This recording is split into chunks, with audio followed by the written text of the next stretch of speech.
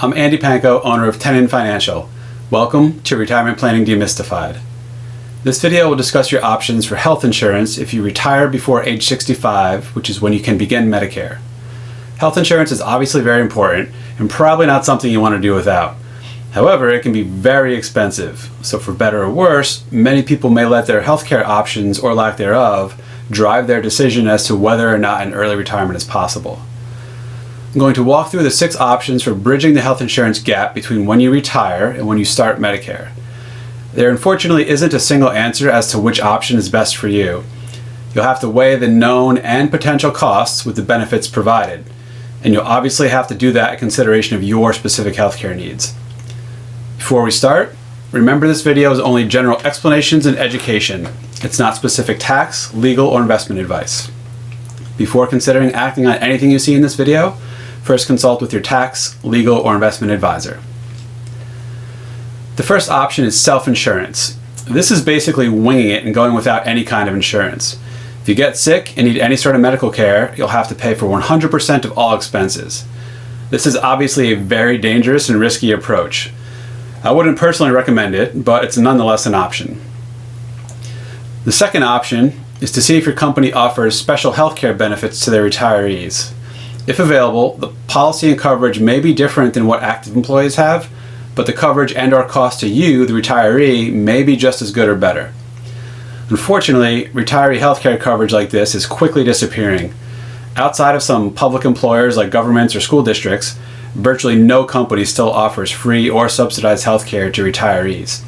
There are some companies that have legacy plans that do cover people who are already retired or close to it, but chances are, the younger you are, the less likely you'll have this benefit available to you.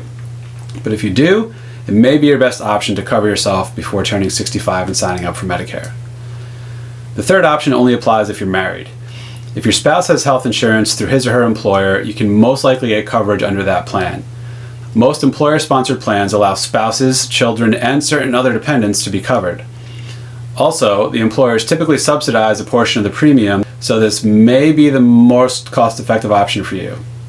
The other benefit is such plans often don't require any medical underwriting, meaning you are automatically eligible for coverage without having to undergo a physical exam or any other medical testing.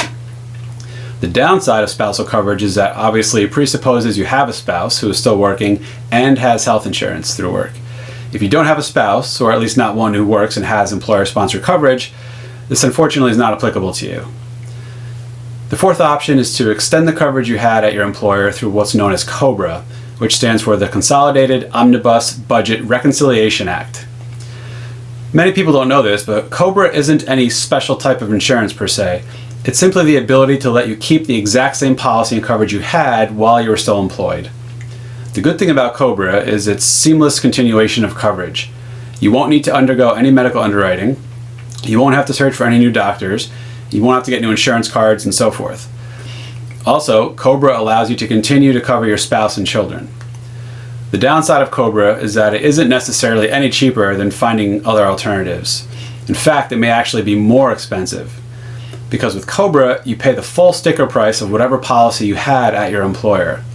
When you're working, your employer usually subsidizes some of the monthly premium amount, so you end up paying less than the full cost. And depending on the employer, that subsidy could be up to 80 or 90% of the premium, which potentially means hundreds of dollars per month. Once you retire and start COBRA, you lose all that subsidy and have to pay the full freight yourself. And on top of that, you usually pay an additional 2% of the premium each month as a quote-unquote administrative charge for keeping your policy as a non-employee. Also, in most cases, COBRA only lets you extend coverage for up to 18 months after your retirement or separation from service. There are some exceptions, like disability or divorce, that may allow you to keep it for a total of 36 months.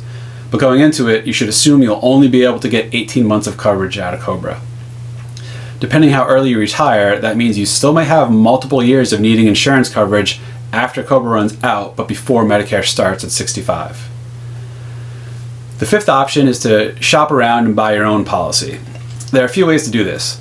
You can try to find a health insurance broker to work with, and he or she can do the legwork in getting price quotes and comparing policies for you.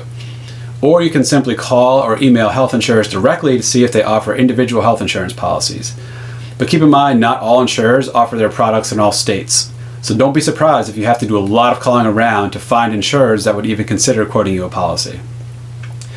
It can be a hassle to deal with a broker or to do all the work yourself and sifting through the various providers and plans available in your state. And I think you may be subject to medical underwriting if you go through this route. That means the price you pay for your policy, if you can even get a policy, could be really high if you have any pre-existing conditions. But there's a much easier way to shop for private insurance on your own.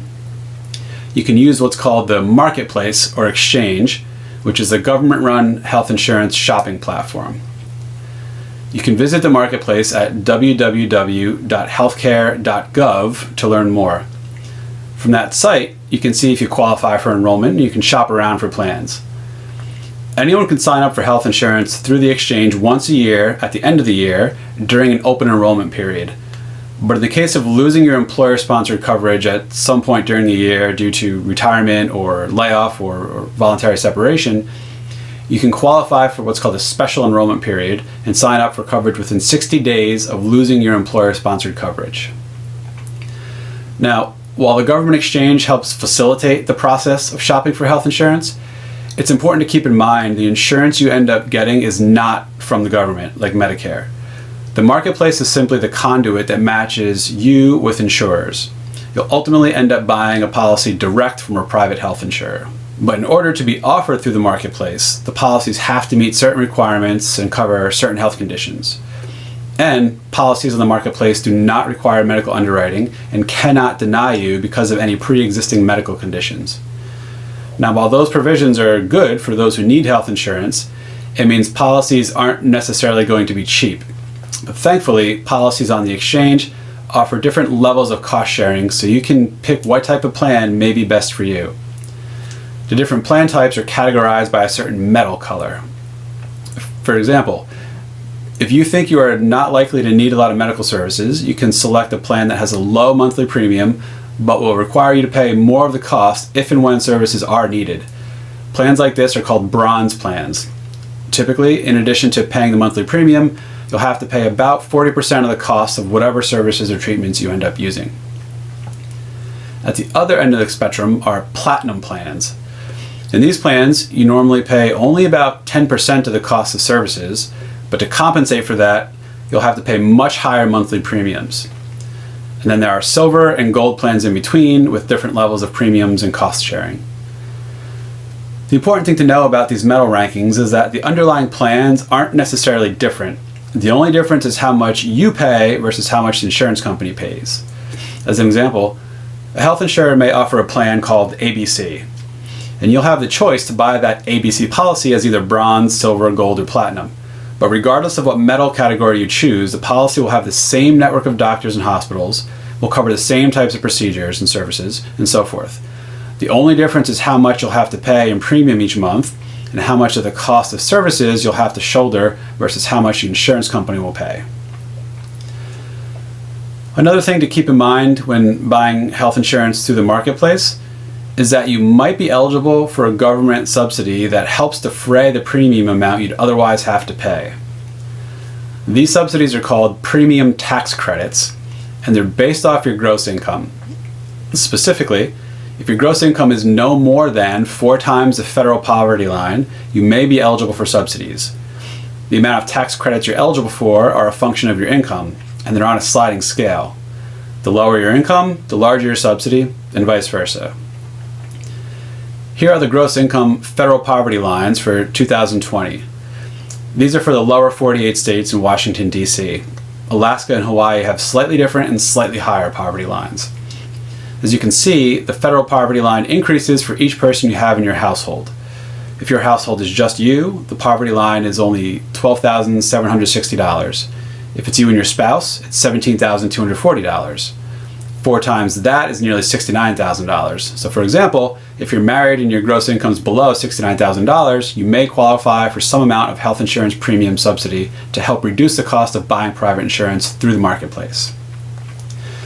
Now there are some possible tax planning opportunities around these premium tax credits. All else equal, if you can keep your gross income low while you have private insurance, you can help reduce the cost of that insurance. The details of the specific planning techniques are beyond the scope of this video, but things like taking income from a Roth account are not considered gross income and could help keep you in the range of premium tax credit eligibility. Also, not that I am necessarily advocating this, but temporarily pulling some income from a home equity loan or from a cash value life insurance policy can also help keep you within the subsidy eligibility range. The sixth and final option for bridging the healthcare gap is to consider joining a faith-based health sharing plan. These are groups of people, usually centered around a Christian faith, who pool their money together to help each other pay medical services when needed. It's important to note these plans are not actually insurance. They're literally just a bunch of folks who basically form a cooperative to combine money together for the sake of helping each other pay for certain health needs. Now, even though faith-based health insurance plans are not formally insurance, they frankly look and act very similar to health insurance.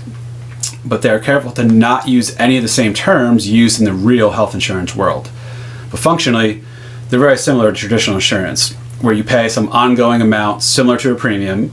You have to pay a certain amount of the cost of each service needed, just like the concept of coinsurance, and so forth. If you are in a faith that would potentially allow you to join one of their health sharing arrangements, you need to pay close attention to how the agreement is structured, what's covered and what's not. Generally speaking, these groups won't cover as many types of services as traditional health insurance. Depending on your particular health needs, that can be a problem. But health sharing programs are usually a bit cheaper than traditional insurance. There are a bunch of other unique differences between health sharing arrangements and regular health insurance. So before attempting to join any of these agreements, make sure you thoroughly understand all of its terms and provisions. Well, that's it for my summary of how to bridge the health insurance gap between when you retire and when you can start Medicare at age 65. I sincerely hope you found this video helpful. If you haven't already, subscribe to this channel so you can be the first to know when new videos are posted. And don't forget to subscribe to my monthly newsletter, Retirement Planning Insights, which provides informative retirement planning tips and info. Also, be sure to join my free Facebook group, Taxes in Retirement, where you can get answers to all of your retirement-related tax questions. Thanks for watching. I'll see you soon.